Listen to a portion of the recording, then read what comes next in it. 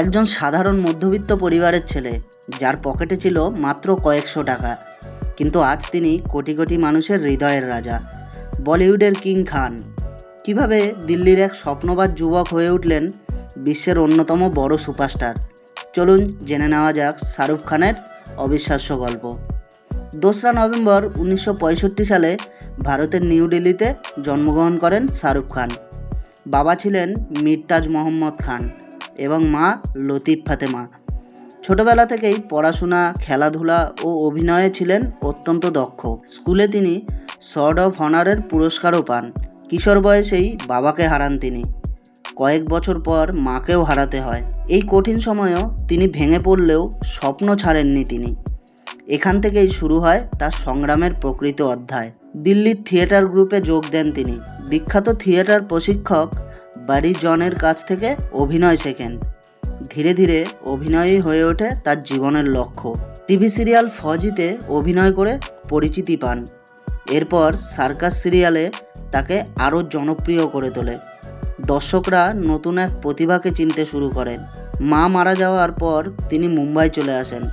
পকেটে খুব বেশি টাকা ছিল না, কিন্তু ছিল বিশাল আত্মবিশ্বাস ও অদম্য পরিশ্রম করার মানসিকতা। দিওয়ানা সিনেমার মাধ্যমে বলিউডে অভিষেক হন শাহরুখ খান। প্রথম ছবিতেই দর্শকদের মন জয় করে নেন তিনি। জিতে নেন সেরা নবাগত অভিনেতার পুরস্কার।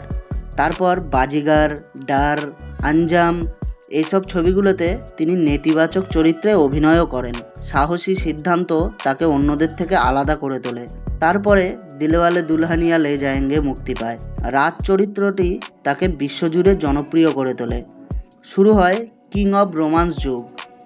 একের পর এক ব্লকবাস্টার মুভি আসতে থাকে। তারপর দিল তো পাগল হ্যায়, কুছ কুছ হোতা হ্যায়, মহব্বতে, কভি খুশি কভি গম, প্রতিটি সিনেমা তাকে আরও বড় তারকায় পরিণত করে।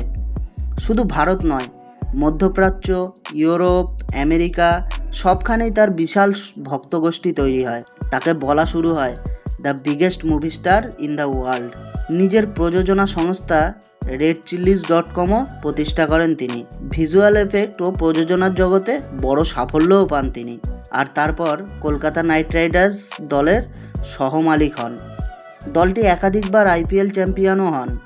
ক্রিকেট জগতেও তার জনপ্রিয়তা বাড়তে থাকে। কয়েকটি সিনেমা প্রত্যাশিত সাফল্য পায়নি।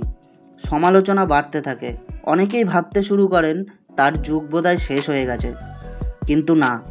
তারপরেই শাহরুখ খান আবার কামব্যাক করে। পাঠান মুক্তি পায়, বিশ্বব্যাপী বিশাল সাফল্য অর্জন করে। এরপর জওয়ান এবং ডাঙ্কি।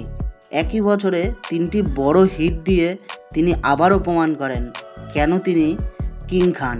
শাহরুখ খান নতুন নতুন বড় বাজেটের আন্তর্জাতিক ও বলিউড প্রজেক্ট নিয়ে কাজ চালিয়ে যাচ্ছেন। তিনি এখনও বিশ্বের সবচেয়ে জনপ্রিয় অভিনেতাদের একজন। নতুন প্রজন্মের কাছে তার জনপ্রিয়তা অটুট হয়ে রয়েছে।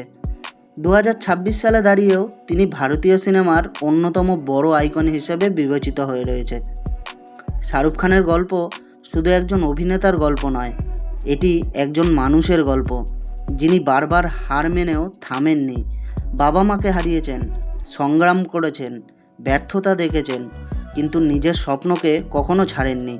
আর সেই কারণেই আজ তিনি শুধু একজন সুপারস্টার নন, কোটি কোটি মানুষের অনুপ্রেরণা।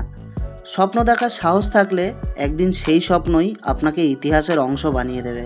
তারই প্রমাণস্বরূপ শাহরুখ খান নিজে।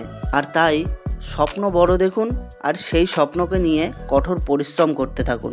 দেখবেন আপনার নামও ইতিহাসের পাতায় উঠে গেছে। ভিডিওটি ভালো লাগলে ভিডিওটিতে একটি লাইক করে চ্যানেলটিকে সাবস্ক্রাইব করে দেবেন। আর কমেন্টে অবশ্যই জানাবেন শাহরুখ খানের কোন মুভিটি আপনাদের সবথেকে বেশি ভালো লাগে।